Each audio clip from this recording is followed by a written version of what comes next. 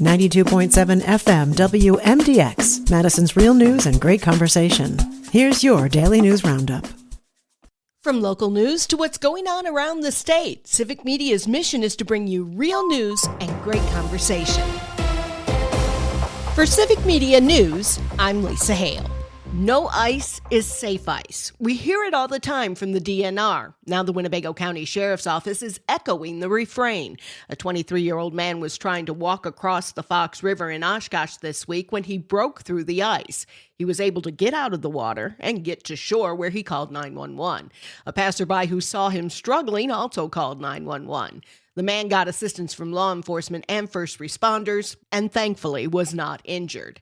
Again, no ice is 100% safe, especially if there's a current like in the Fox River. The DOT's February Law of the Month is to see and be seen. Melissa Kay reports. State Patrol Superintendent Tim Carnahan encourages drivers to check that their headlights are on and working properly when it's dark or when visibility is limited. Headlights help keep everyone safe and be more visible to other drivers. Remember that automatic light settings aren't always reliable, especially at dusk and when it's foggy, snowing, or raining. Carnahan recommends checking your headlights for ice, snow, and other debris that can restrict visibility. It's also important to remember that headlights should be white or amber without decorative covers. A couple universities in the Wisconsin system have some big plans now that the State Building Commission has approved $206 million to be used statewide. At UW-Milwaukee, some of that money will go toward fixing water leak seals at Chapman Hall. Meanwhile, $137.5 million is earmarked for the renovation of Polk Library at UW-Oshkosh. The commission also approved funding for some improvements at Winnebago Mental Health Institute, which serves patients and inmates statewide. A city in northeast Wisconsin will impound your car if police suspect reckless driving. Civic Media's Connie Fellman reports from Green Bay. The new rule allows officers to impound vehicles while issuing tickets or making arrests related to reckless driving.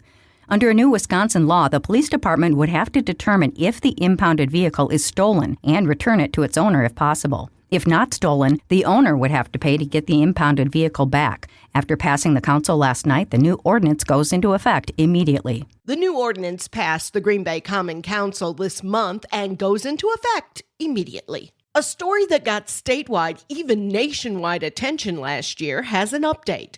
Ryan Borgwart, the 46-year-old Appleton man who faked his own death while kayaking on Green Lake and then fled to Eastern Europe for a woman, failed to show for a motion hearing in Green Lake County Court this week. According to state court records, neither Borgwart nor his attorney appeared at the hearing. He was trying to get certain digital materials related to his case deleted. However, with no one there to argue the case, the judge dismissed the motion. Borgwart was sentenced to 89 days in jail last August after pleading no contest to obstructing an officer. He also paid $30,000 in restitution, split between the Green Lake County Sheriff's Office and the Wisconsin DNR for the 58 days that they searched the lake for him. 6 people died in snowmobile crashes in Wisconsin so far this year, and the DNR says alcohol is often a factor and is urging riders to wait until they're done for the day before they start drinking. During the upcoming Sled Safe weekend, wardens will patrol trails, share safety tips, and watch for impaired riders. Officials say slowing down and staying on marked trails can save lives. The Wisconsin Department of Natural Resources is encouraging the public to report black bear den locations to help with an ongoing study on black bear reproduction. Maddie Schaefer has more. The research team is accepting any den reports, but is specifically looking for dens in Bear Management Zones C, E, and F, which covers central and southern Wisconsin. Bear cubs are typically born in late January and early February, and this time of year is often when people discover dens, because they can hear cubs squeaking, grunting, or humming while nursing inside. The Black Bear Litter and Diet Survey will generate new estimates of black bear reproductive rates within each of the state's bear management zones, and the estimates will improve the accuracy of the population models in each zone. The project was started in 2021 and is now going into its 5th year. The purpose of the project is to place GPS collars on sows, or female bears, and track them over the years. The data will let researchers understand litter frequency and cub survival rates. DNR research scientist Aaron Morrison says public assistance is essential to increasing their sample size. Morrison adds that if someone reports a den that includes a sow, they are invited to come out to the survey. We're very appreciative of the public and their involvement in this project. It wouldn't be a success without them. And so we like to be able to invite them out on those surveys as a way to kind of show them a part of the research that they're involved in. Morrison says that individuals reporting dens should keep track of the GPS coordinate, take photos of the den, and give a description of the site and surrounding area, and make note of any bear activity. To report the activity, visit the DNR's Black Bear Den submission form. I'm Melissa Kay, Civic Media News. For news anytime, visit civicmedia.us. For Civic Media News, I'm Lisa Hale. The conflict in Iran has Wisconsin connections. Members of the Wisconsin National Guard with troops from Oshkosh and Milwaukee have been deployed to Kuwait and Iraq since May of 2025. The F-35 jets stationed with the Wisconsin Air Guard in Madison have not been activated as of this week.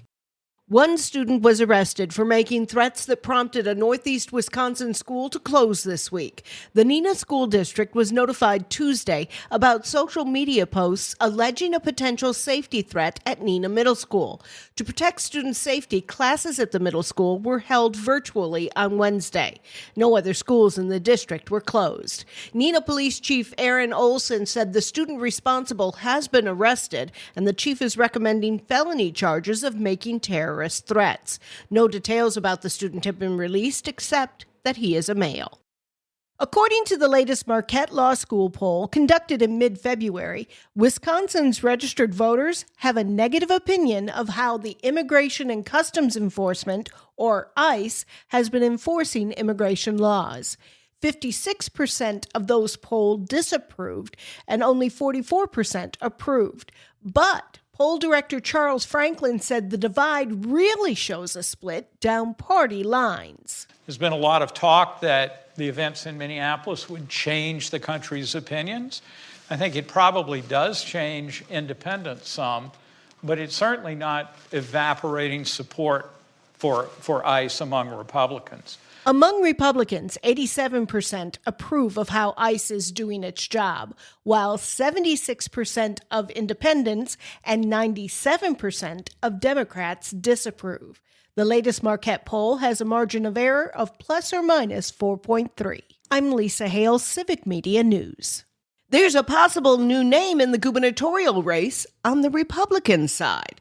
Waupun Mayor Ron Bishop says he's considering a run because Republicans need a new message and, quote, someone who will cheerlead for Wisconsin like Tommy Thompson did, end quote. Bishop has been critical of Congressman Tom Tiffany for rejecting the 2020 election results and says voters are tired of Washington politics. Bishop plans to make a final decision after exploring if he can raise the funds for a statewide campaign.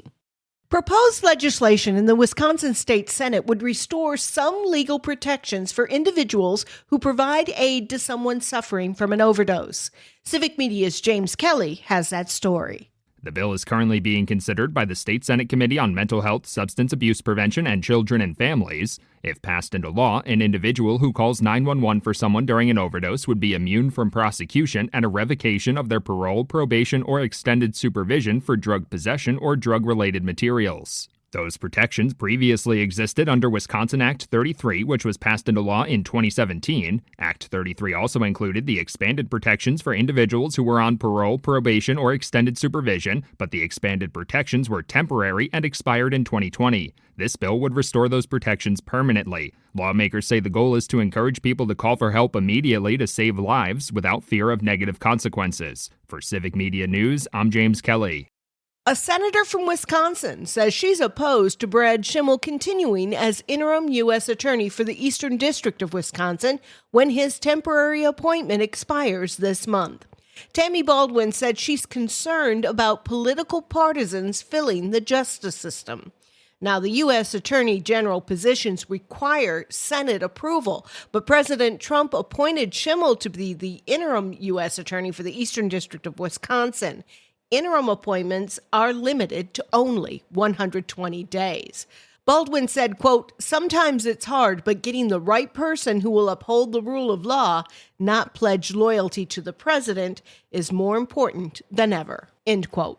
A final federal permit from the U.S. Army Corps of Engineers clears the way for construction to start on Enbridge's Line 5 relocation project. Civic Media's Maddie Schaefer reports. The new 41-mile segment will move the pipeline around the Bad River Band of Lake Superior Chippewa Reservation. In a statement, Enbridge says crews will employ more than 700 union workers and expects to spend millions on construction-related projects in Ashland, Bayfield, and Iron counties. The company adds Line 5 supplies crude oil and propane to 10 refineries, serving millions across the Midwest and Great Lakes region. Environmental groups argue the new route would cross roughly 185 waterways and impact more than 100 acres of wetlands. They say those wetlands are critical to wild rice beds, fish habitat, and the broader Lake Superior watershed. For Civic Media News, I'm Maddie Schaefer. A bill that could open Wisconsin highways to self-driving cars has cleared its first hurdle at the state capitol. The Senate Transportation Committee voted 3-2 to advance the plan. It would create a board to test and regulate the vehicles and to make sure companies are liable for any damage or injuries. Supporters see it as a way to improve safety and mobility. Motorcycle advocates warn it could lead to more crashes. For Civic Media News, I'm Lisa Hale. For news anytime, visit our website at civicmedia.us. Wisconsin skates to the finals. Hi, I'm Mike Clemens with Sports College Hockey. The Badgers women's team takes on Ohio State tomorrow at the Anderson Arena in the WCHA Finals. Face off 2 p.m. Mark Johnson could become the first ever college hockey head coach with 700 career wins. And hockey, maybe unlike other sports is unique because if I have a goaltender that is really good on a particular day, I might have a chance. It's become very much more competitive than it's ever been. NFL former Packers president Bob Harlan has passed away. In 2020, I asked him for his reaction to the team drafting quarterback Jordan Love the night before. He remembered Favre and Rodgers. And both decisions turned out to be two of the best decisions in the history of the organization. So I think you should sit back and let time go by and see where it is. And what the future holds, you can't make a judgment on draft day. Bob Harlan was 89. With Sports, I'm Mike Clemens. We have a big system moving through today, and that could bring some strong to severe thunderstorms later this afternoon into this evening. Hail, wind, even tornadoes will be possible, so stay weather aware today. We could also get a half inch to an inch or more of rain by the time this all winds down, but stay weather aware today and tonight. I'm meteorologist Sean Cable. That's your Madison News Roundup from WMDX. Find more news anytime at WMDXradio.com. Subscribe to this podcast on Spotify, Apple, or wherever you find your podcasts.